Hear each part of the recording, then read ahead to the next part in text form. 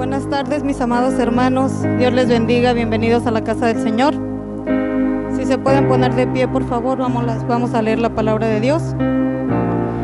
En el libro de Juan, primera de Juan, capítulo 3, versículo 1.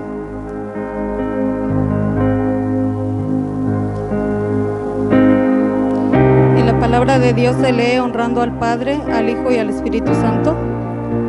Mirad cuál amor nos ha dado el Padre para que seamos llamados hijos de Dios. Por esto el mundo no nos conoce, porque no le conoció a Él. Amados, ahora somos hijos de Dios y aún no se ha manifestado lo que hemos de ser. Pero sabemos que cuando Él se manifieste, seremos semejantes a Él, porque le veremos tal como es. Y todo aquel que tiene esta esperanza en Él se purifica a sí mismo, así como Él es puro. Todo aquel que comete pecado infringe también la ley, pues el pecado es infracción de ley, y sabemos que Él apareció para quitar nuestros pecados, y no hay pecado en Él. Sabemos, ¿verdad?, que qué gran regalo nos dio el Señor, que podemos ser llamados hijos de Dios. Y pues estamos en esta tarde aquí para alabarle, darle gloria y darle honra a mis hermanos. Vamos a orar. Padre bendito, Señor, te damos gracias, oh mi Dios, por permitirnos llegar con bien hasta tu casa, Señor. Padre Santo, gracias por mis hermanos aquí presentes, Señor. Gracias por traerlos con bien, Padre Santo. También te pedimos, Padre bendito, por los que no pudieron llegar, Señor. Solo tú sabes, Señor, sus necesidades, mi Dios. Sé tú supliendo y tocándolos ahí donde quiera que ellos estén, Señor. Padre bendito, en esta tarde te damos gracias por lo maravilloso que tú eres, Señor, por tu amor, por tu misericordia, Señor, y por el gran regalo que nos diste de ser llamados tus hijos, oh mi Dios. En esta tarde te doy gracias, Padre bendito, por mis hermanos de la alabanza, Señor, que están aquí, Señor, ellos dispuestos, Señor, con un corazón alegre, Señor, para cantarte, para glorificarte, Señor, a través de sus voces, mi Dios. Sé tú bendiciendo sus vidas, Padre Santo, Señor. Padre bendito, te pedimos por la congregación también, Señor, que seas tú, Padre Santo, ministrando sus vidas, Señor, tocando a cada uno de ellos, Señor, llenándolos con tu Espíritu Santo, oh mi Dios, Padre Santo. Solo tú sabes las necesidades que hay en cada uno de mis hermanos, Señor, pero te pido, Padre Santo, que seas tú supliéndolas, mi Dios. Bendice al pastor, a la pastora y a toda su familia, mi Dios. Solo tú sabes, Señor, cuánto trabajan para tu obra, Señor, y para guiarnos a nosotros, mi Dios. Sé tú, Padre Santo, ministrando cada día más y más sus vidas, Señor. Llénalos con mucho amor, Señor. Ellos nos aman, Señor, como tú nos amas, mi Dios. Padre Santo, también enséñanos a nosotros como congregación, Señor, amarnos los unos a los otros, Señor, como tú nos has enseñado, mi Dios, porque tú eres amor, mi Dios. Padre bendito, Señor, te pedimos por los enfermos, Señor, por los necesitados, Señor, y por cualquier otra necesidad que haya en la congregación, Señor, que seas tú supliendo, Señor, cada hogar, Señor, cada familia, Señor, llenando a los matrimonios, Señor, bendiciendo a nuestros hijos, oh Dios, Padre Santo. Te ponemos este servicio, Señor, para que sea, Señor, llenado de ti, de tu Espíritu Santo, Señor, que seas tú ministrando, Señor, a través de la hermana o el hermano que predicará en esta tarde, Señor, así como a mi pastor, Señor, que nos dará esas clases, Señor, para enseñarnos más de ti, Señor, que seas tú bendiciendo todo lo que se haga, Señor, desde el principio hasta el final, Señor, que seamos llenos de tu Espíritu Santo, Señor, que no nos vayamos como venimos, Señor, cargados, tal vez cansados, oh mi Dios, que seas tú, Padre Santo, quitando todo lo que no viene de ti, Señor, y llenándonos de amor, de paz, de seguridad, Señor, de tranquilidad, oh mi Dios, Padre Santo, de salud, oh Padre bendito. Sé tú ministrando, Señor, todo lo que aquí se haga, Señor. Padre bendito, te damos gracias por todo, Señor, y todo esto lo ponemos en tus manos, mi Dios. En el nombre de tu Hijo amado Jesucristo, te damos gracias. Amén. Un fuerte aplauso para Dios. Gloria al Señor Jesús. Le doy gracias a Dios por estar aquí en esta noche y que nos ha traído a cada uno de nosotros a salvo para así adorar a su nombre y aprender más de Él. Las canciones que vamos a hacer ahora tienen un énfasis grande en la fe y en la búsqueda de un milagro. Y muchas veces cuando escuchamos milagro pensamos en alguien que está en una silla de rueda, paralítico, levantándose, como alguien ciego que ve cosas grandes. Pero yo sé que cada uno de nosotros probablemente tenemos una situación o algún problema que necesitamos un milagro. Amén. No necesitamos milagros aquí. Y yo solo le quería dar una pequeña reflexión de eso en mi vida. Y muchas veces he creído como que no he tenido la fe para recibir un milagro en ciertas circunstancias, porque mi mente dice, sí, teóricamente yo sé que Dios lo puede hacer, yo sé que Dios puede obrar porque Él es el Dios de lo imposible, pero en mi corazón como que no creo, como que eso no me va a pasar a mí, o sea, eso no me va a pasar. Pero yo pasé por una situación, y se los digo por testimonio a ustedes, en el cual yo pasé por algo y yo dije, esto es algo que Dios puede hacer, pero yo no creo que Él me va a sanar. Yo sé que yo no creo que Él me va a sanar. Y ¿por qué yo siempre lloro? Yo no creo que Dios me va a sanar, porque es algo como que tengo que pasar. Pero al fin y al cabo, Dios vino y me sanó de lo que me tenía que sanar. Y era algo que yo veía tan imposible, y que con mis propias fuerzas no hubiese podido salir de ahí. Así que yo le pido a Dios que nos dé a cada uno de nosotros la fe, esa confianza que no tenga una explicación, una fe tan grande, para que cuando pasemos por esos momentos no nos llenemos de temor, sino que estemos parados firmes en su palabra. Porque yo les voy a decir a ustedes, hermano, por lo que yo he vivido, Dios lo puede hacer. Dios puede hacerlo todo. Y a veces lo único que necesita es nuestra confianza, que confiemos en Él. Así que les invito a que cuando cantemos en sus cantos, dile: Dios, dame fe. Levanta tus manos y dile: Dios, incrementa mi fe. Ayúdame a confiar. Que cuando leamos la palabra y veamos estos grandes milagros y veamos estas cosas, no sea como un libro de historia de algo que pasó, pero de algo que puede pasar en el día de hoy, porque tú eres un Dios vivo. Tú eres un Dios vivo y tú estás ahí, Padre amado, para sanar, para libertar, Padre amado. Tú estás ahí y en ti confiamos, Dios.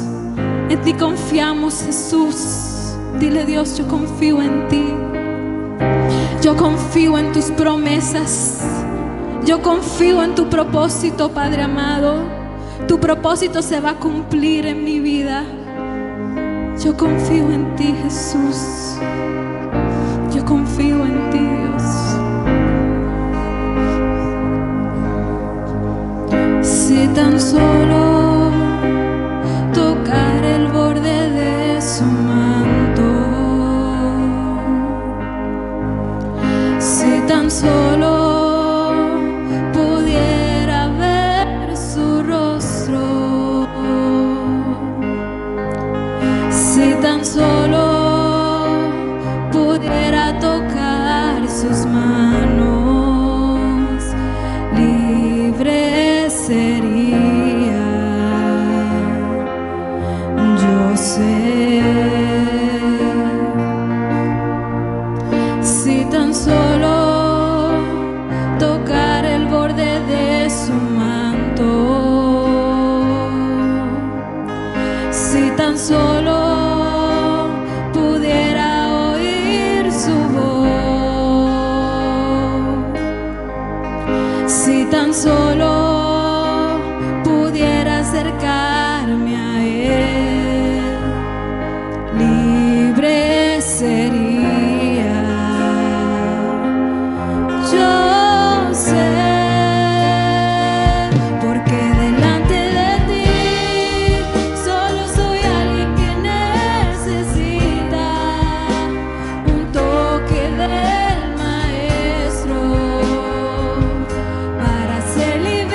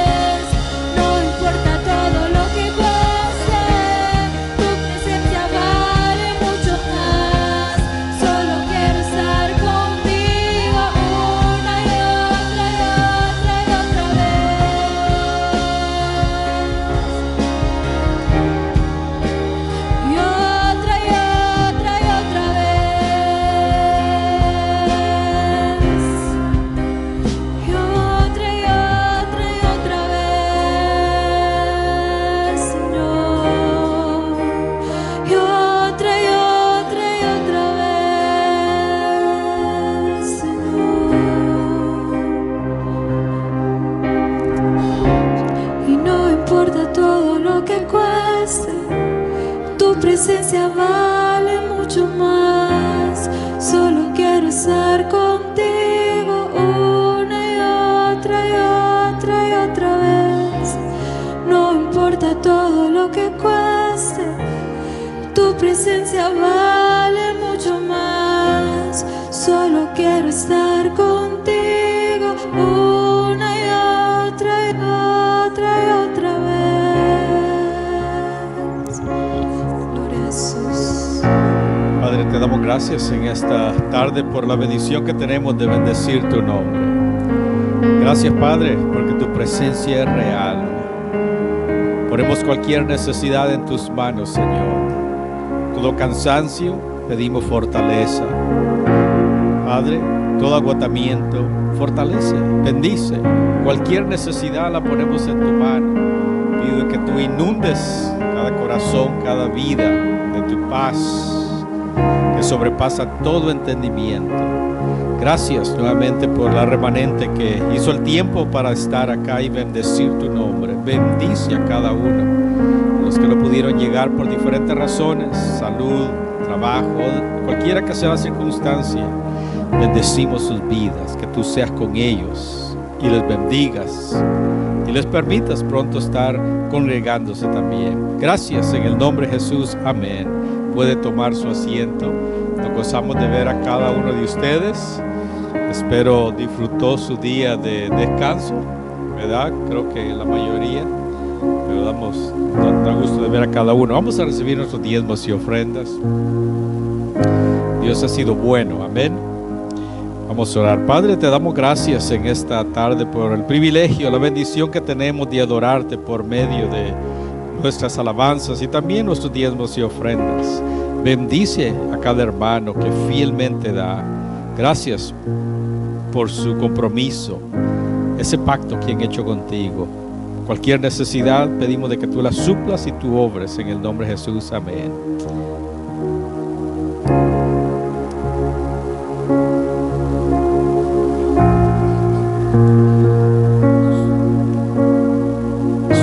Solo tenía un anuncio. El domingo anunciamos que hay una clase de cuidado, una clase de cómo criar los hijos, se llama Padres Activos, y va a empezar el 11, que es el otro martes, la otra semana.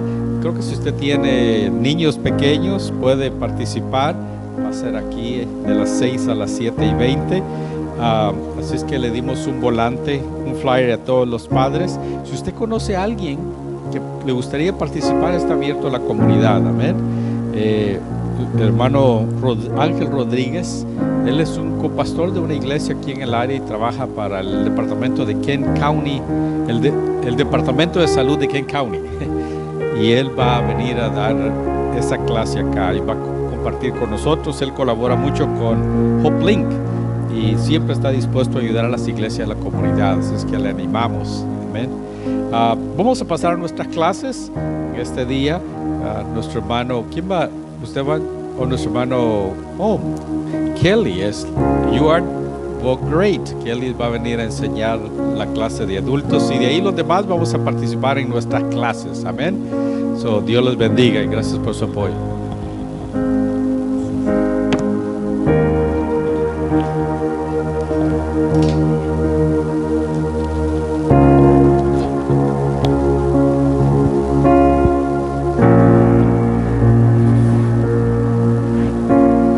Se vació la iglesia. Eso es bueno. Dios les bendiga en esta noche. Dios les bendiga un poquito más. Amén, amén. Bueno, en esta noche yo voy a estar compartiendo con ustedes en el capítulo 12 de Hechos. Vamos a orar rapidito para entrar de lleno a esta palabra. Señor, te doy gracias en esta hora, oh Dios. Gracias por esta oportunidad que me das de traer tu palabra en esta noche, Señor. Presentamos nuestros corazones delante de ti, oh Padre, y te pedimos que tú ministres a ellos con tu santa palabra, oh Dios. Ponemos nuestras vidas en tus manos en el nombre poderoso de Jesús. Amén. Así que vamos a estar navegando por el capítulo 12 de Hechos. Preparen su Biblia o prendan su Biblia, la situación que sea. Vamos a estar revisando algunos textos que van a apoyar el estudio bíblico de esta noche, y me gusta que la gente participe, así que preparen sus Biblias para que me ayuden por ahí a leer, porque cuando la gente no participa me pongo nerviosa y sigo hablando y no paro. Amén. All right. So, el capítulo de esta noche lo dividí en diferentes apartados para poderlo estudiar mejor. Son creo que como 6 diferentes apartados. Así que voy a comenzar con los versículos 1 y 2 de este capítulo, y me gustaría que alguien del lado derecho me lea versículos 1 y 2, bien fuerte, con voz de trueno. Uno nada más de este lado. Una persona.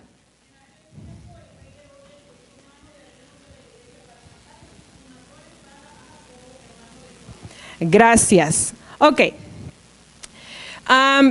Para introducir este capítulo, me gustaría decir que Lucas y la Biblia no nos especifica exactamente cuánto tiempo pasó entre el capítulo 8 y el capítulo 12.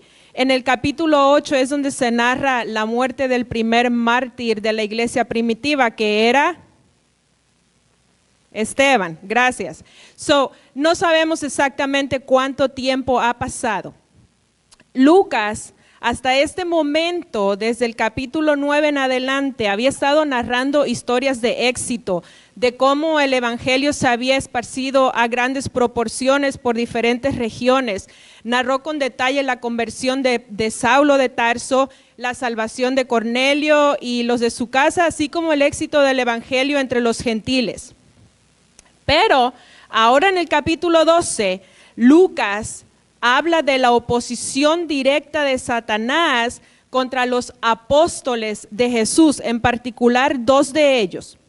Si bien es cierto que Pablo había recibido amenazas de muerte en varias ocasiones, él podía aún moverse con libertad aún en Jerusalén. La diferencia entre los ataques anteriores que se narran en el principio de Hechos es que anteriormente estos ataques venían directamente de los líderes religiosos o del Sanedrín, pero en esta ocasión los ataques venían directamente del gobierno. Así que aquí se habla del rey Herodes, y quizás usted en algún momento de su vida como cristiano se ha preguntado, pues ¿cuántos años vivió este hombre Herodes? Yo no sé si usted se lo ha preguntado, pero se habla de Herodes, y pasan las historias y siguen hablando de Herodes. Y aunque el nombre es Herodes, no es el mismo personaje. La persona de la que vamos a hablar en esta noche, les voy a dar un poco de contexto para que comprendamos exactamente quién era. Este Herodes era Herodes Agripa I. Este nació en el año 10 antes de Cristo. Era nieto de Herodes el Grande, aquel que, si ustedes se acuerdan, dio la orden de matar a todos los niñitos que estaban más o menos de la edad de Jesús, de nuestro Señor Jesucristo. Era nieto de Mariamne, que era la esposa de Herodes el Grande, y esta señora era de origen judío. Síganme en estos detalles porque ya mismo vamos a conectar todo. Herodes Agripa I era sobrino de Herodes Antipas, quien le cortó la cabeza a Juan el Bautista, y delante de quien fue presentado Jesús. ¿En dónde encontramos esto? Pueden anotar los capítulos. Mateo 14, 1 al 10, Mateo 14, 1 al 10, y Lucas 23, 6 al 12. Lucas 23, 6 al 12. Aquí va a encontrar información de estos Herodes. Herodes Agripa se educó en Roma, donde hizo una gran amistad con Calígula, quien era el emperador en ese tiempo. Mira, hermano, la historia secular habla de este hombre Calígula y no era buena gente. Pero este hombre, Herodes Agripa, se hizo amigo de Calígula. No eran de la familia. Este hombre se convirtió en emperador en Roma en el año 37 y en el año 39 después de Cristo, Calígula le dio a Herodes Agripa la tetrarquía de Galilea y Perea. En el año 41 después de Cristo muere Calígula y entonces lo sucede el emperador Claudio, que es delante del que más adelante vamos a ver que Pablo se presenta delante de él. Y entonces Herodes Agripa va donde el emperador Claudio y reclama más poder, y él le da el gobierno de Judea y Samaria a Herodes Agripa. Y con este nombramiento, Herodes Agripa ahora está gobernando sobre quizás la misma cantidad de territorios que su abuelo Herodes el Grande. Herodes Agripa I explotó el hecho de ser nieto de una descendiente directa de judíos al máximo. Miren lo que él hizo. Siempre expresó el contentamiento que tenía de vivir en Jerusalén. Los emperadores no vivían en Jerusalén. Es como si el presidente de los Estados Unidos viviera en Grand Rapids en vez de vivir en Washington, D.C. Este hombre, como era nieto de una señora de descendencia judía, a él le encantó vivir en Jerusalén. Entonces, ahí en Jerusalén, observaba escrupulosamente las leyes y las tradiciones judías. Se decía religioso y creyente. Ofrecía sacrificios en el templo y durante la fiesta de los tabernáculos se le concedía hasta el honor de leer en público pasajes de la ley. Estas acciones llevaron a que los judíos lo aceptaran como uno de ellos. Lucas en Hechos registra una serie de eventos que ocurrieron por primera vez, como por ejemplo el primer Pentecostés, lo estudiamos cuando estuvimos en Lucas 2. Habló de la primera persecución en Lucas 4, habló del primer mártir en Lucas 7 y ahora habla del primer apóstol en morir. ¿Quién fue el primer apóstol que murió? ¿Quién? Lo acabamos de leer en el versículo 1 y 2. Jacobo. Nos está narrando del primer apóstol de Jesús que muere, pero no murió de enfermedad, lo mataron. Dice que Herodes Agripa dio la orden para que lo matara. Aparentemente, los historiadores creen que Herodes Agripa se confabuló con el Sanedrín, es como tener la Cámara y el Senado, tenían todo el poder, estaba el gobierno de Roma con el gobierno religioso, se pusieron de acuerdo y entonces deciden darle muerte a Jacobo. Si vamos a Deuteronomio 13, 6, 18, no lo vamos a leer porque es bien largo, pero les voy a narrar a grosso modo lo que habla. Pero anótenlo por ahí, Deuteronomio 13, 6 al 18. Esto es la ley. La ley decía que si una persona provocaba que un judío practicara la idolatría, la paga por ese pecado era que debía morir por apedreamiento. Si convencía a una persona judía de cometer idolatría, tenía que ser muerto por apedreamiento. Sin embargo, si esa persona incitaba a todo un pueblo a caer en la idolatría, el castigo era morir a espada. ¿Cómo murió Jacobo? Lo dice ahí en Hechos, a espada. Entonces, esto quiere decir que si Jacobo murió a espada, es porque Herodes y el Sanedrín determinaron que Jacobo había desviado a la ciudad de Jerusalén por el mal camino y por eso recibió este tipo de muerte. ¿Qué les parece? Se podría pensar que quizás Jacobo, por ser uno de los discípulos allegados de Jesús, tendría quizás una cobertura especial, pues fue uno de los íntimos especiales de Jesús, quien con frecuencia es mencionado con Juan y con Pedro. y lo podemos ver en Mateo 17:1, en Mateo 26:37, Marcos 5:37, Marcos 9:2, Marcos 14:33, Lucas 5:37, y puedo seguir dándoles más versículos. Sin embargo, debemos recordar que Jesús en ningún momento le prometió a sus discípulos que iban a tener una protección especial, y en ningún momento nos promete a nosotros tener protección especial tampoco. Así que, al contrario, vamos a ir un momentito, vayan buscando Mateo 10, y me gustaría que alguien de aquí del centro busque Mateo 10. Porque Jesús, en lugar de prometernos cobertura o protección especial por ser sus seguidores, nos advierte que debemos estar preparados para la persecución. Y esa conversación Él la tuvo con sus discípulos.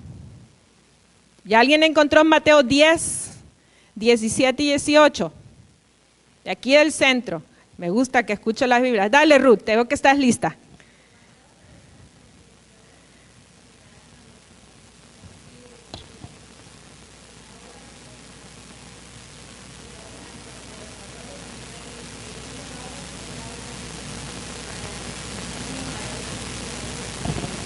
Ok, aquí Jesús estaba hablando con sus discípulos y les estaba diciendo lo que iba a ocurrir por causa de lo que les iba posiblemente pasar por causa de su nombre. Así que lo que le ocurrió a Jacobo fue el cumplimiento de lo dicho por el Señor Jesús. Cuando leemos en Marcos 10, 35 al 40, anótelo por ahí, Marcos 10, 35 al 40. Cuando Jacobo está con Jesús y otros discípulos, él le dice que él quiere beber de la misma copa. Y Jesús le dijo, ¿estás seguro lo que me estás diciendo? Y él le dijo, sí, sí, Señor. Y él le dijo, ok, del vaso que yo bebo, beberéis. Y aquí se cumplió esa palabra. A Jacobo le tocó beber del vaso que bebió el Señor Jesús. ¿Vamos claros ahí? All right. Vamos entonces a los versículos 3 y 4. Alguien de mi izquierda, léame Hechos 12, 3 y 4.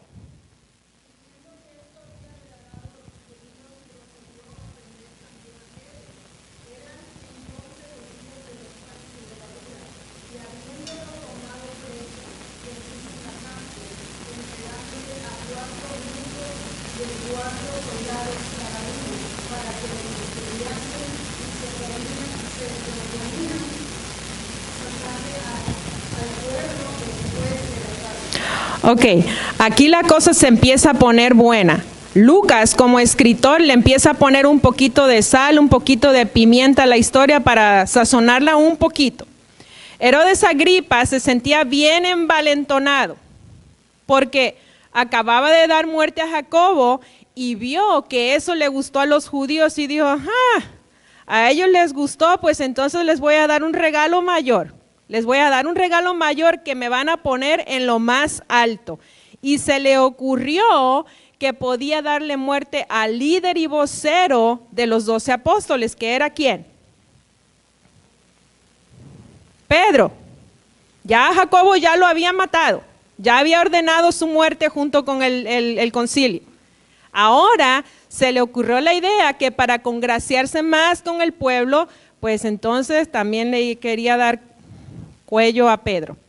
Bueno, sabemos nosotros que Saulo perseguía a la iglesia de Cristo por convicción religiosa sincera, aunque estaba muy equivocado. Pero Herodes Agripa persiguió a la iglesia por motivos políticos y obviamente para alimentar su ego, ganándose el favor de la gente. De esto aprendemos que la gente siempre va a tener motivos para perseguirnos, no importa en dónde estemos. Herodes sabía que Pedro y Juan, obviamente había llegado a sus oídos porque vivía en Jerusalén, que Pedro y Juan ya se habían escapado anteriormente de la cárcel. Eso lo estudiamos en Hechos 5, 17 al 21. Ya se había corrido las voces de que Pedro tenía fama de ser escapista.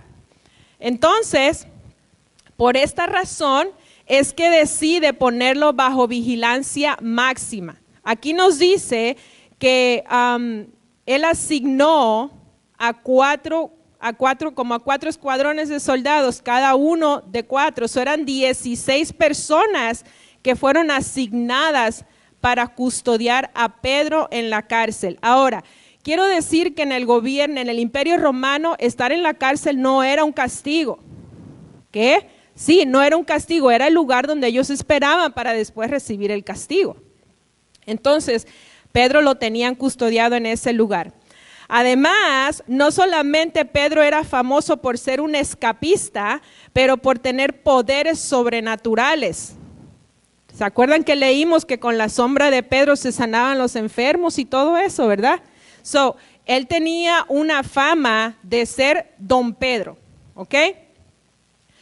Así que como una medida de precaución, en el Imperio Romano se acostumbraba que cuando era una persona pues quizás peligrosa o que podría tener posibilidades de escaparse, lo metían a esa celda hasta el fondo y lo ataban de las muñecas a un soldado, porque entonces si la persona quería escaparse tenía que llevarse al soldado. Pero a Pedro no solamente lo ataron a las muñecas con un soldado, sino que con 2. Así que vemos a Pedro atado con un soldado a la izquierda, con un soldado a la derecha, con una primera guardia de 2 soldados más, una segunda guardia, 2 soldados más, y entonces la entrada al frente con 2 soldados más. Habían 8 personas, se cree que había 2 guardias, tomaban turno, 8 primero, 8 después. Eso es lo que entienden los historiadores.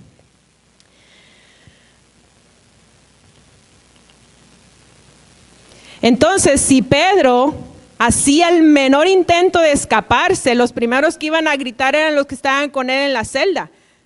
Y entonces los demás venían al rescate. Aquí Herodes Agripa cometió un error.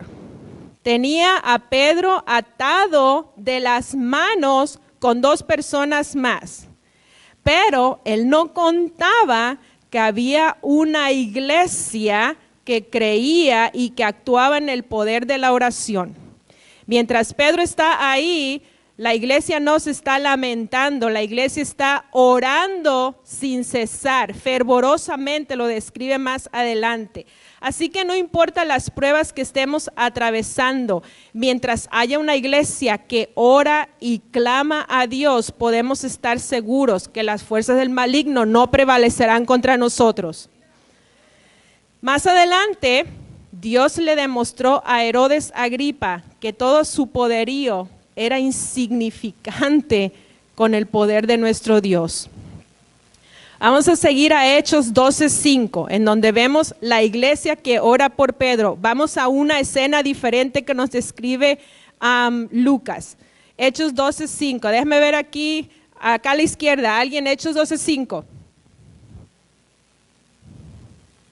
Amén.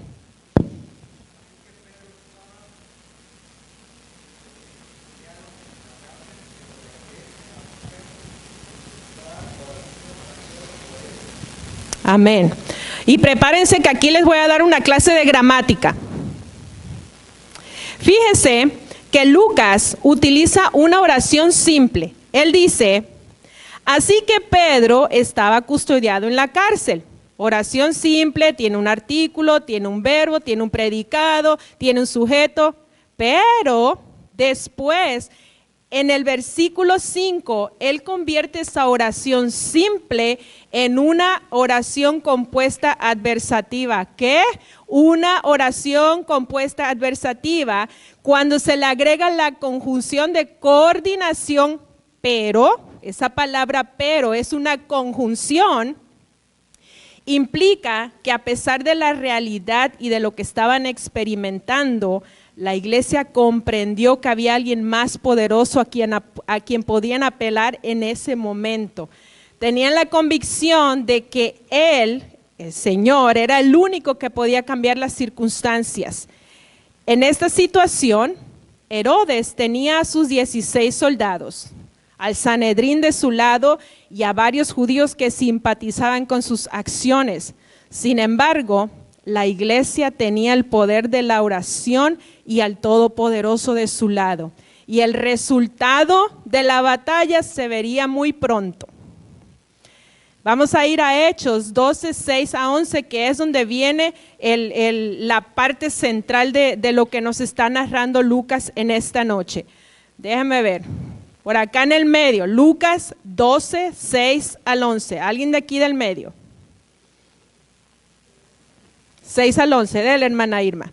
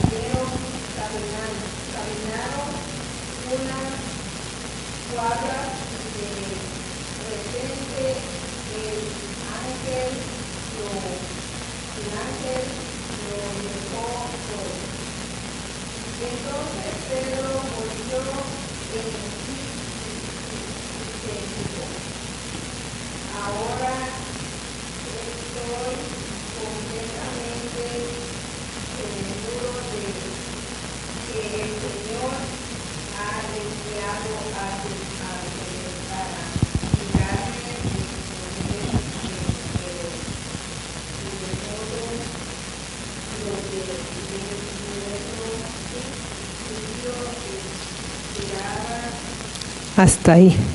No, hasta ahí, está bien. Gracias. Ok, aquí. No, está bien, está muy bien. Aquí vemos cómo Lucas, como buen escritor, está relatando el escape de Pedro con muchos detalles.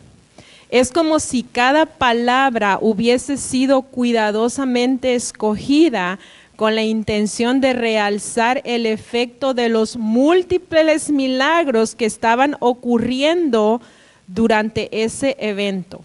Porque yo no sé de usted, pero cuando uno escucha esa narración que hace Lucas, no es un solo milagro, eso es milagro tras milagro, milagro tras milagro.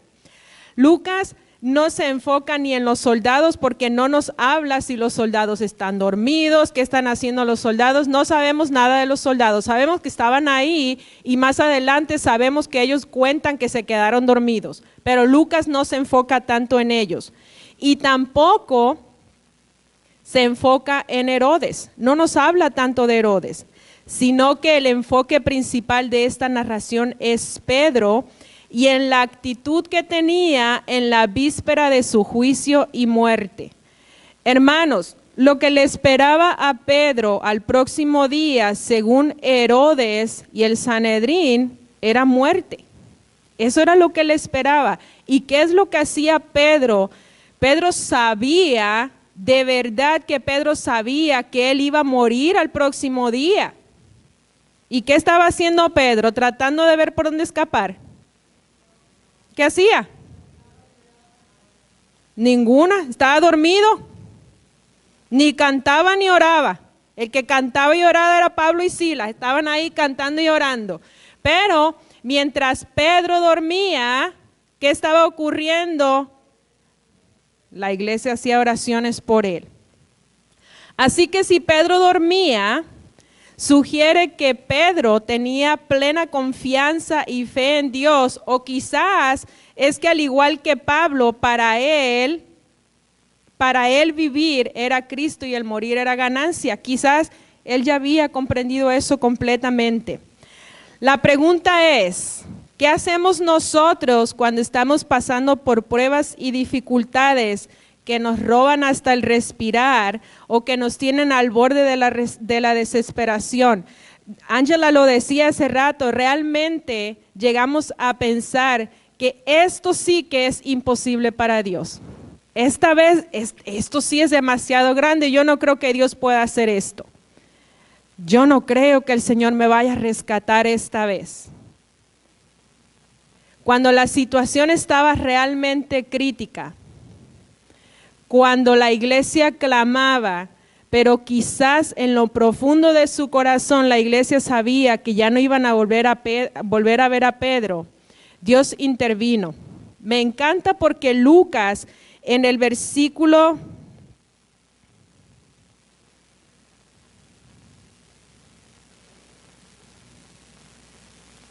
lo perdí en qué versículo es que dice, y de repente.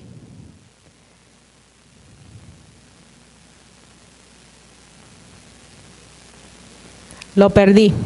Anyways, en uno de estos versículos, Lucas utiliza la frase de repente para describir que de repente, a pesar de las situaciones, apareció un ángel. Pedro dormía profundamente. Imagínate a Pedro ahí durmiendo profundamente, a la iglesia orando con fervor, cuando de repente, mira lo que hace el ángel. Lo que el ángel hizo, no lo hizo en la oscuridad, porque dice que cuando el ángel llegó al lugar donde estaba Pedro, como que la celda se iluminó, porque entró la luz de Cristo en ese momento. Así que se acerca a Pedro, y Pedro tan dormido en medio de estos dos soldados, ¿qué tiene que hacer el ángel para despertar a Pedro? Es como a veces cuando estamos en la vigilia y el de al lado está cabeceando, le metemos un codazo para que se despierte.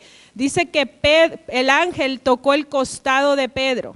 El costado es esto, aquí la costilla. Si usted tiene cosquilla y alguien le pasa la mano, usted pega el brinco, se empieza a reír. El ángel tuvo que tocar a Pedro en el costado para poderlo despertar. Al parecer, no solo Pedro dormía a profundidad, pero también sus compañeros de celda, porque ni se dieron cuenta cuando la celda se iluminó, ni se dieron cuenta cuando las cadenas se le cayeron a Pedro, porque hermano, las cadenas suenan cuando se caen. Entonces, no se percataron de la luz. Pero Pedro tampoco sabía lo que estaba pasando. El ángel tuvo que tocarle el costado para despertar. Hay veces que nosotros estamos tan débiles que creemos que ya nada nos puede levantar del piso, que el Señor nos tiene que venir y tocar y fortalecernos. Estos acontecimientos obviamente causaron confusión en Pedro, quien aún adormilado no entendía lo que estaba ocurriendo. Quizás se preguntó cómo podría levantarse, cómo es que el ángel estaba pidiendo que se levantara. ¿Acaso no se daba cuenta que él estaba atado a dos personas más? Cuando Dios quiere hacer algo en nosotros y nosotros cuestionamos lo que Dios quiere hacer en nosotros. Yo no sé si usted ha cuestionado, pero por allá en Filadelfia la gente cuestiona a Dios. Milagrosamente, las cadenas que ataban a Pedro, a los 2 soldados, fueron quitadas automáticamente. Ahí no dice que el ángel sacó la llave mágica o la llave de oro, o que el ángel hizo abracadabra, patas de cabra, nada. Las cadenas cayeron automáticamente de las manos de Pedro. Hecho que obviamente desafía la lógica humana y resiste cualquier explicación razonable. Si usted a veces es como yo, que quiero, sí, pero ¿por qué? ¿Y por qué? ¿Y por qué? Y queremos saber por qué. A veces yo hago muchos porqués. Pues esto no lo podemos explicar. ¿Cómo se pueden caer las cadenas? ¿Cómo se le pueden salir las cadenas de las manos a Pedro? Pedro, aún semidormido, tuvo que recibir varias instrucciones del ángel. Aquellos que tenemos hijos, cuando los muchachitos están bien dormidos, nosotros los movemos y creemos que ya están despiertos, les damos una instrucción y no hacen nada. Pues así mismo estaba Pedro.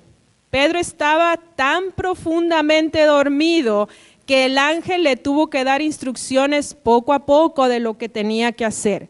Yo no sé si a usted le ha pasado, pero hay veces que yo le digo a uno de mis hijos, para no decir nombres, le digo, ve allá arriba, encima de la mesita de noche está mi celular, tráemelo por favor. Ve allá arriba, en la mesa está el celular, agárralo y tráemelo. 3 instrucciones. Mi hijo, mi hija, se van para arriba y nunca regresan. Y yo, mira, ¿qué mami? Mi celular, oh, y vas a dejarme el celular. Supo que le dije que subiera, pero no supo a qué. Así estaba Pedro, adormilado. Así que el ángel le toca el costado y le comienza a dar instrucciones. Le dice, vístete y ponte las sandalias. Entonces Pedro se levanta, se viste y se pone las sandalias. Entonces, después de que cumple esas 2 instrucciones, fíjese que el ángel tuvo cuidado de hacerle 2 instrucciones a la vez porque Pedro estaba semidormido. Termina eso y ahora le dice, envuélvete en tu manto y sígueme. 4 cosas ocurrieron. A veces se nos hace difícil seguir múltiples instrucciones. A mí me pasa.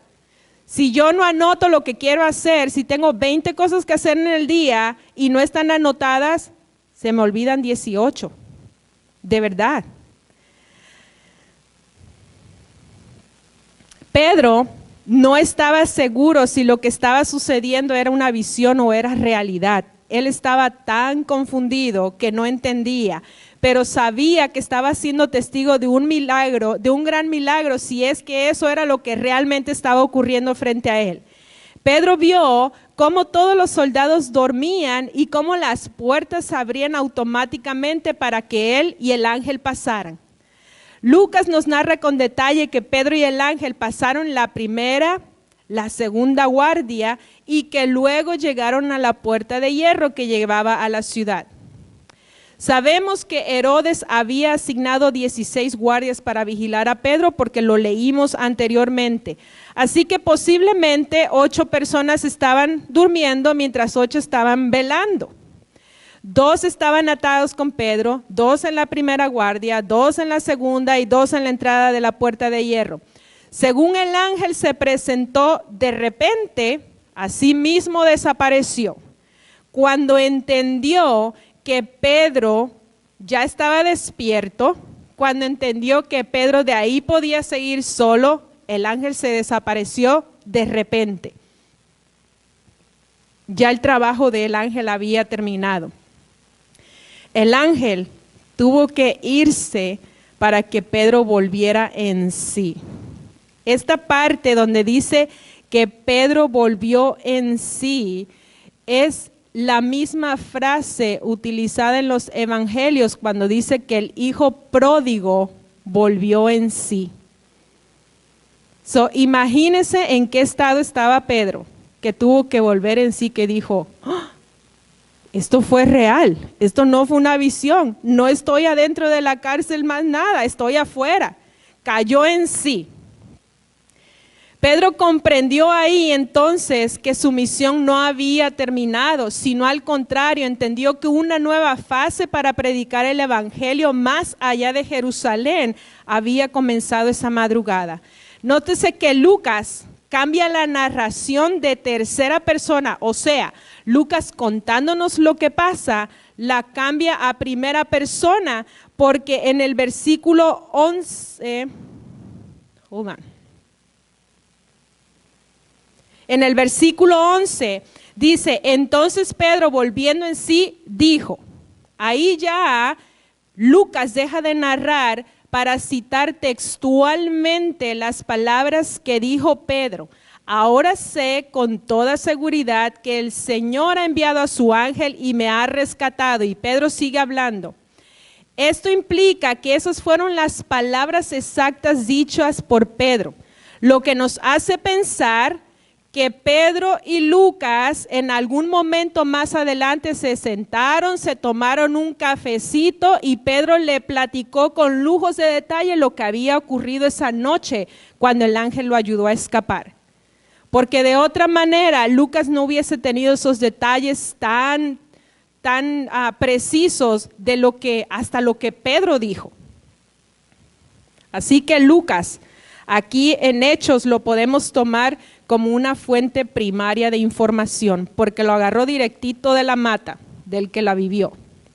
Ahora, vamos a ir a Hechos 12 al 17, de acá del lado izquierdo. Alguien léame del 12 al 17, de cuando ya Pedro se ha salido de la cárcel, el ángel se va y lo deja solo. Vamos a ver qué ocurre acá en este lado. Alguien 12 al 17.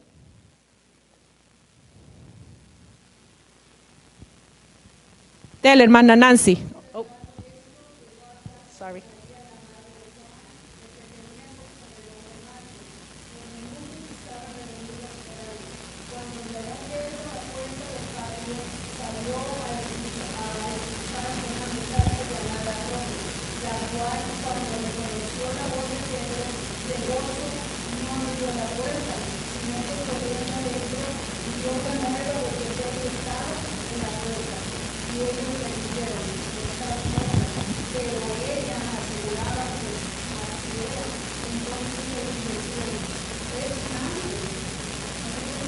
Hasta el 17.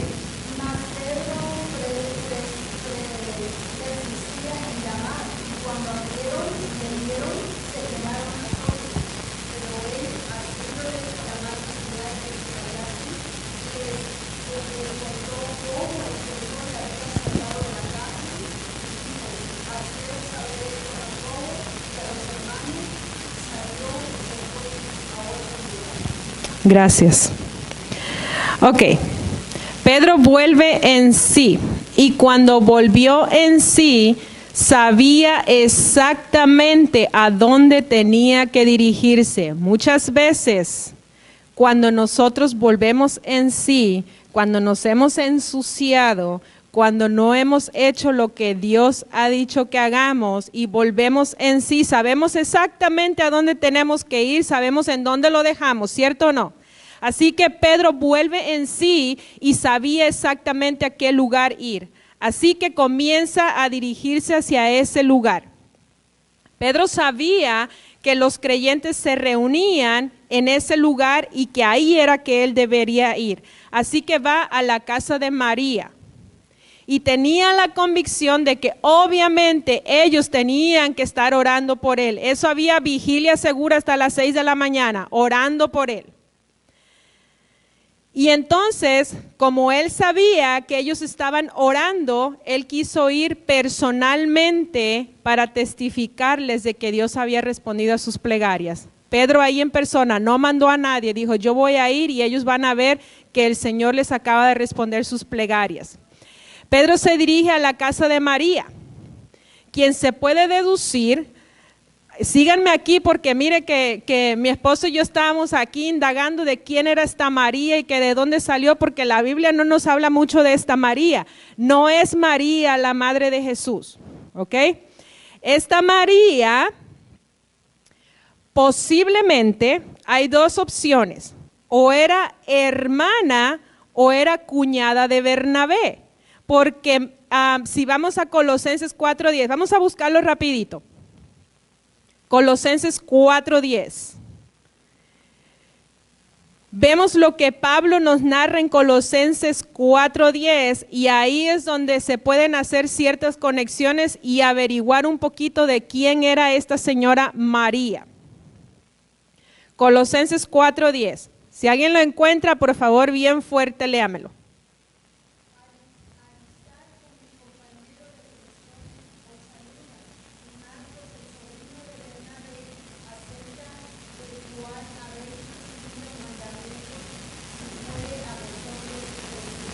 Ok, Marcos, sobrino de Bernabé. Y aquí Lucas nos dice que María, la madre de Juan Marcos.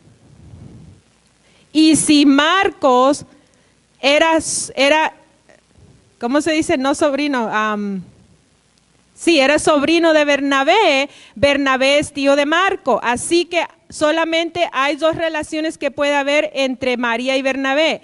O es su cuñada o es su hermana. ¿Ok? Lucas la identifica como la madre de Juan Marcos, el escritor del Evangelio de Marcos. No se tiene más información de ella, pero lo que sí sabemos que era una discípula del Señor. No nada más Tabita, hermana. Por ahí había otra discípula. Así que esta mujer prestaba su casa como lugar de reunión. Y por la descripción de la casa, sabemos que era una persona acomodada, tenía billete, pues su casa era lo suficientemente grande para albergar a un buen grupo de personas y no solamente eso, tenía una muralla exterior todo alrededor. Y eso solamente lo tenía la gente con posibilidad económica. En esta parte de la historia hay un poquito de humor. Yo no sé si cuando usted ha leído esta parte, a mí siempre que la leo me causa como gracia y digo, pero ¿y cómo va a ser esto? Que viene y rompe con la tensión de los hechos que estaban aconteciendo. Lucas menciona el nombre de la sirvienta. ¿Cómo se llamaba? Rode. Esto implica que Pedro estaba bien familiarizado con los familiares y las personas que vivían en la casa de María, incluyendo la servidumbre, y obviamente nos imaginamos que en varias ocasiones había estado allí, porque no solamente Pedro identifica a Rode, pero cuando Rode dijo, ¿quién es? Y dijo, Pedro, ella reconoció la voz de Pedro al momento, así que ambos estaban familiarizados. Imaginémonos ahora a Pedro que está frente a la puerta exterior. Luego, él llama a la puerta tratando de encontrar un refugio seguro. Mira, hermanos, acaba de escapar de la cárcel. Toca la puerta y la muchachita en vez de abrir, ¿qué hace? Ilógico, ¿no? Pero, ¿sabe qué? Que esto se la pirateé a mi esposo. Me estaba contando que mientras él se estaba preparando para la clase, porque él la está haciendo con los jóvenes ahora, que él encontró algo que un exegeta comentó. Él dijo, ¿no nos parece ilógico que las puertas de la cárcel, que son de alta seguridad, se la abrieron automáticamente y Pedro pasó como Juan por su casa, como Pedro por su casa? Pero entonces cuando llega al lugar seguro, en donde estaba la iglesia de Dios, la puerta no se le abre y la muchachita tampoco le abre la puerta. Parece ilógico. Ahora, la pregunta que tengo para ustedes es, ¿por qué ustedes creen que esta puerta no se le abrió a Pedro? Vamos a ver, ¿por qué tú crees que esta puerta no se le abrió a Pedro? No hay nada, ¿cómo se dice en español? Right or wrong, no hay correcto o incorrecto. ¿Por qué no se le abrió la puerta? ¿Alguien de este lado? No, platíquenme a mí, no al vecino. ¿Por qué crees que esta puerta no se le abrió? ¿No tenía peligro? Ok, ya no es necesidad, no tenía peligro, me gusta. ¿Alguien por aquí en medio? ¿Igual en aquellas?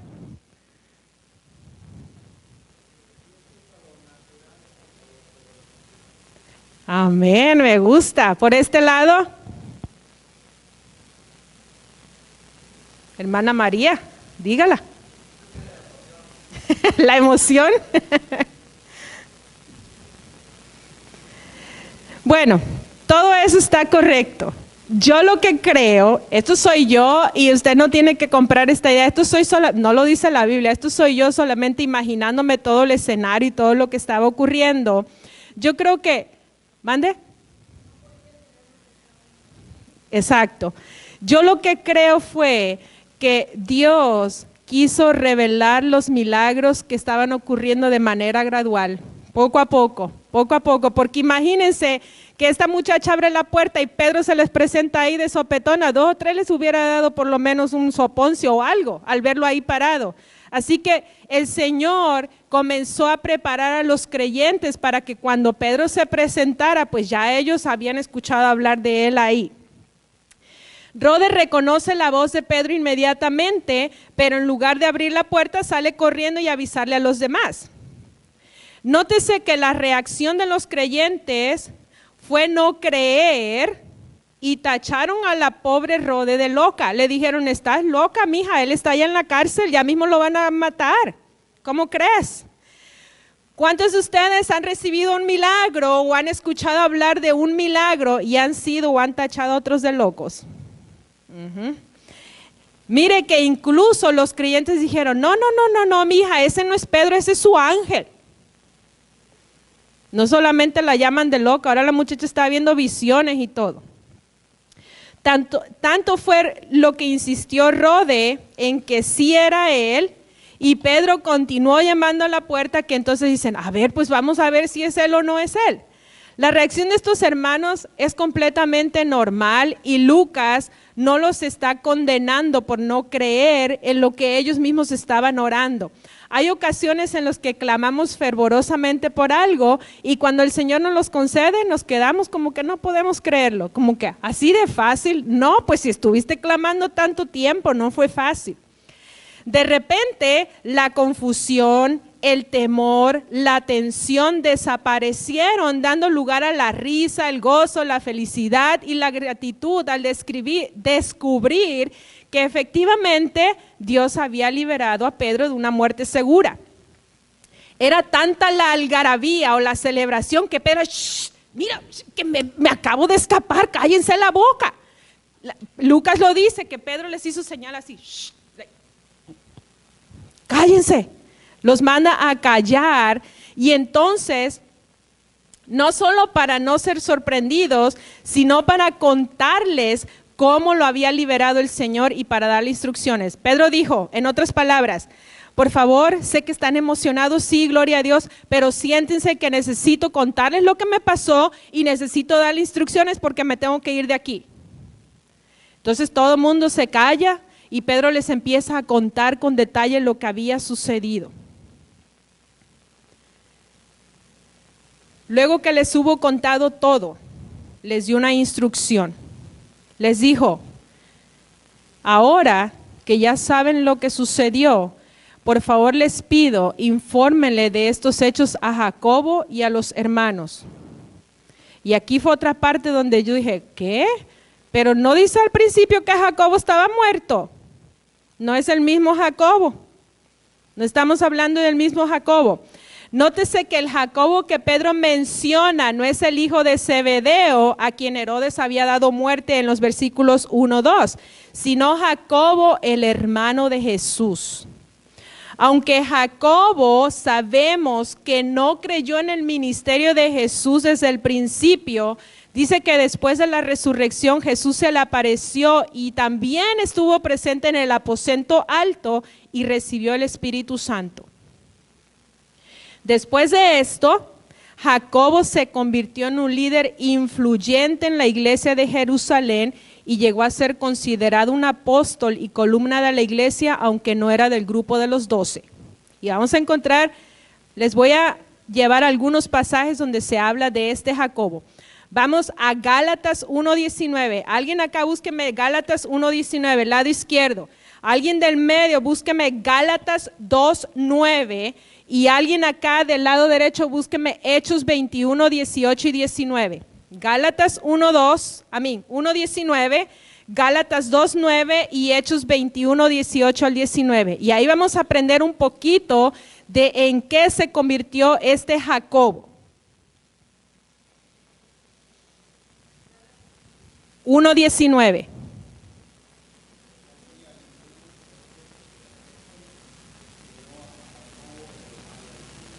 Ok, aquí el que está narrando es Pablo y está diciendo, el único que apareció aquí fue Jacobo, el hermano de nuestro Señor, que es el mismo Jacobo que estamos hablando aquí. Aquí en el centro, Gálatas 2:9.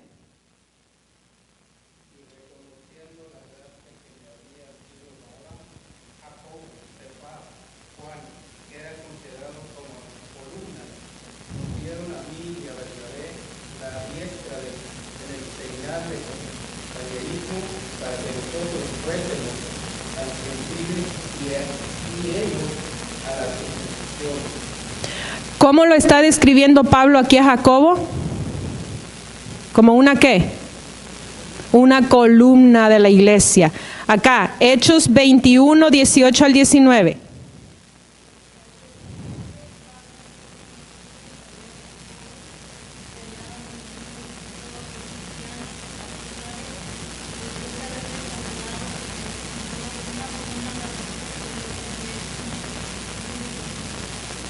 Ok, aquí está Jacobo con los ancianos y Pablo le presenta a Jacobo su informe de su tercer viaje misionero. Así que vemos que realmente este Jacobo del que está hablando Pedro se había convertido en uno de los líderes más grandes entre ellos.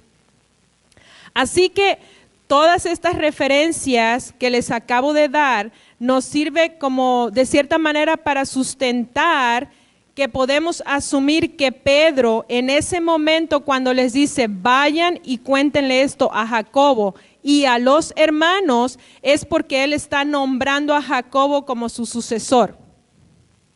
Pues sabía que de ahí en adelante él iba a ser fugitivo. Lucas continúa el relato diciendo que Pedro cuando terminó de decirles esas cosas salió y se fue a otro lugar. ¿A qué lugar?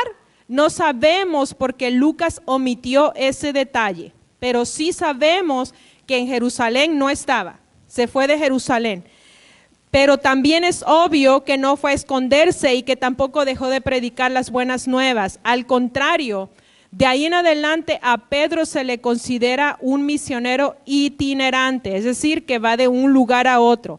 Más adelante en Hechos 15, cuando estudiemos Hechos 15, vamos a ver que Pedro estuvo presente en Jerusalén para una de las reuniones del concilio de Jerusalén. Y también en Gálatas 2, 11 al 14, Pablo nos habla que Pedro andaba por Antioquía. Cuando Pablo andaba por allá, Pedro estaba en Antioquía, en Gálatas 2, 11, 14, y después de estos acontecimientos es que él escribe las cartas de Pedro, primera, segunda y tercera de Pedro. Vamos a terminar, vamos a ir a Hechos 12, 18 al 19. Alguien de este lado, léame 18 y 19.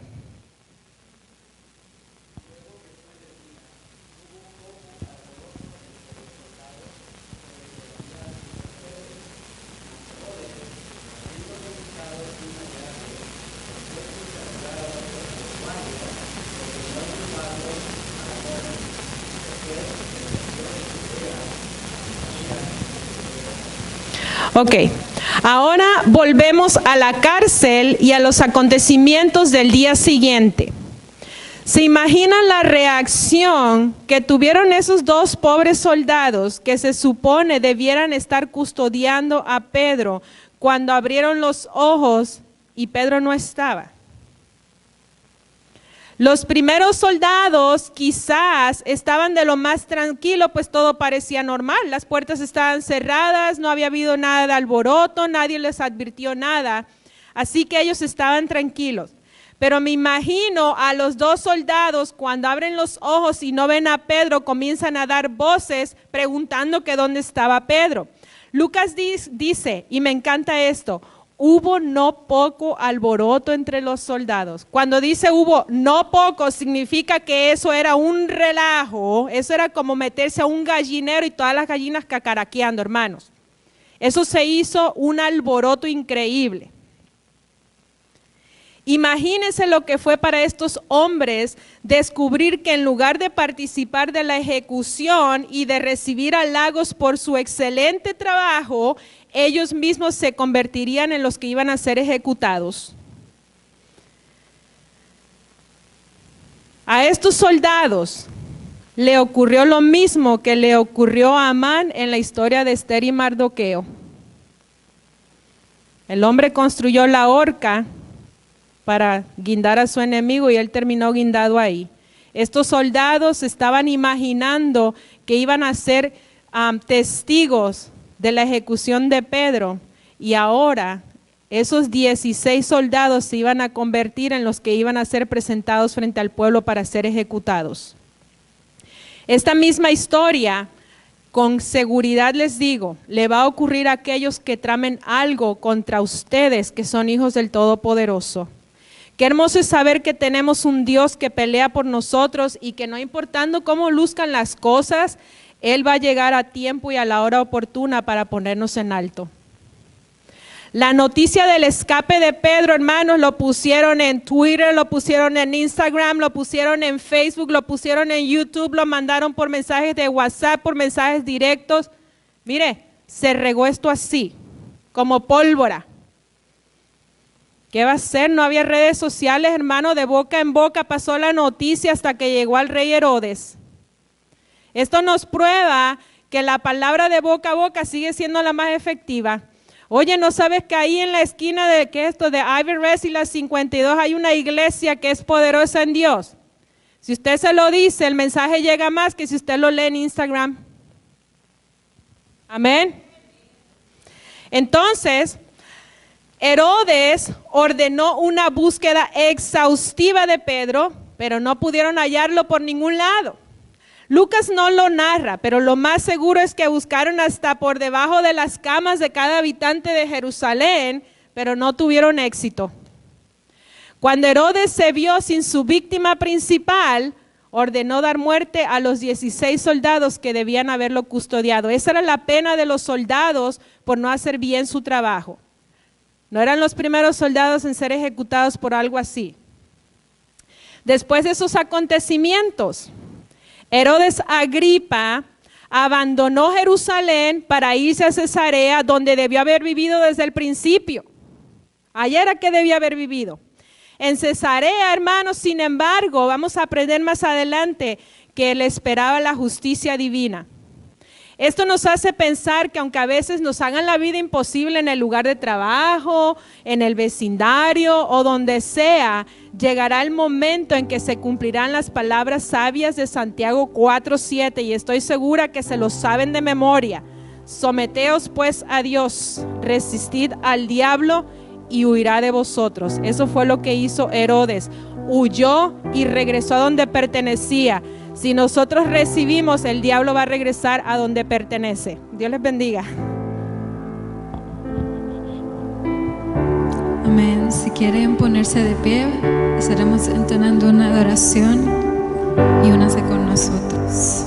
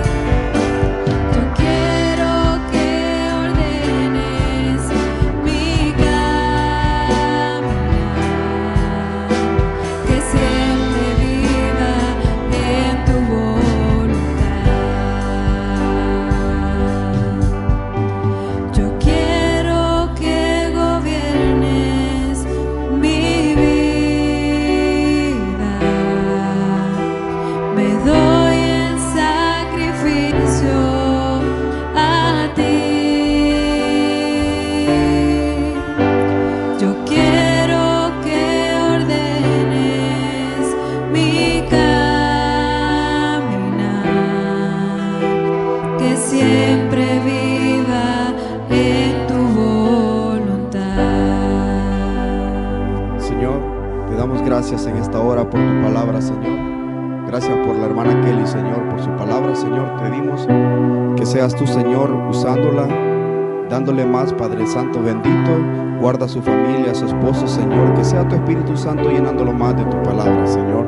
Te damos las gracias, Señor, porque hemos podido comprender más de tus testimonios, Señor, más de tu palabra, Señor, que nos vienes hablando cada momento, Señor, y nos vienes diciendo que tú estás cada día con nosotros, Señor. Gracias por todo te damos, Padre Santo, porque tú eres fiel y verdadero para cada uno de nosotros, Señor, en el nombre de Jesús, Señor.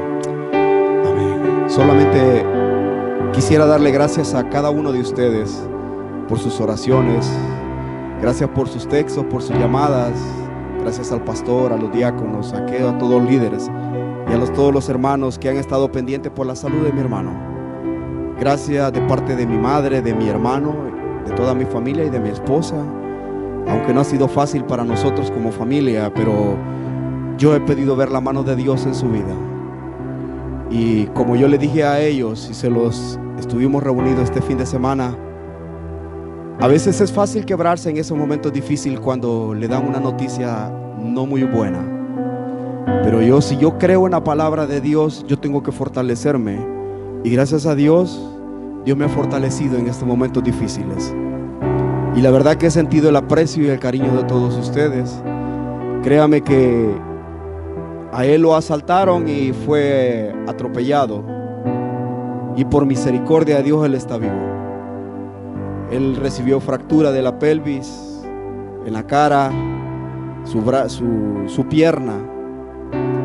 Gracias a Dios en 2 semanas ha podido estar muy bien ya está en su casa. Lo están atendiendo las enfermeras, por supuesto, pero lo más importante es que Dios tiene un propósito para él. Y hay algo que mi sobrina me decía. Ella predica en la iglesia allá en Nueva York, tiene 13 años. Y me decía, tío, si tú vieras a la persona que le hizo a mi papá esto, ¿tú lo perdonaras? Yo le dije, yo lo perdono. Y me dijo, yo lo perdono a él. ¿Y sabe qué? Me llevó al libro de Mateos, a donde dice la palabra de Dios, ¿cuántas veces tenemos que perdonar? Una niña de 13 años. Entonces, si una niña de 13 años me dice eso, créame que hay victoria en el Señor, porque nosotros como familia hemos perdonado a este varón por lo que le hizo a mi hermano. Eso nos ayuda a que Dios hace muchas cosas buenas, y no lo digo solo de diente al labio, lo digo de corazón, porque a veces la palabra de Dios lo fortalece. Y en verdad, hermano, eternamente agradecidos a todos ustedes por su llamado y sus textos, que eso nos ha fortalecido. Dice que la oración del justo puede mucho. Gracias al pastor también y a su esposa que han estado pendientes también de nosotros. Señor, te damos gracias en esta hora porque tú has sido fiel y verdadero, mi Dios. Gracias por tu palabra, Señor. Gracias, Señor. Te pido, Señor, por a todos aquellos hermanos que se encuentran enfermos. Padre, por mi hermana Anita, Señor. Por mi hermana, Padre Santo, bendito, mi hermana Vega, Señor. Gracias porque tú las has fortalecido, mi Dios. Gracias, Padre Santo, por todos aquellos hermanos que han sufrido pérdida. Mi hermano Anselmo, Señor. Mi hermano Danilo, que perdió a su tío, Señor. Aunque son momentos difíciles, Padre, tú has fortalecido sus vidas. Gracias por uno de los hermanos, Señor, que se ha hecho presente, y los que no están por diferentes razones, Señor. Te pedimos en el nombre de Jesús que nos lleves con tu paz y tu bendición. Gracias, Padre, Hijo y Espíritu Santo, en el nombre de Jesús. Amén. Dios les bendiga, hermanos.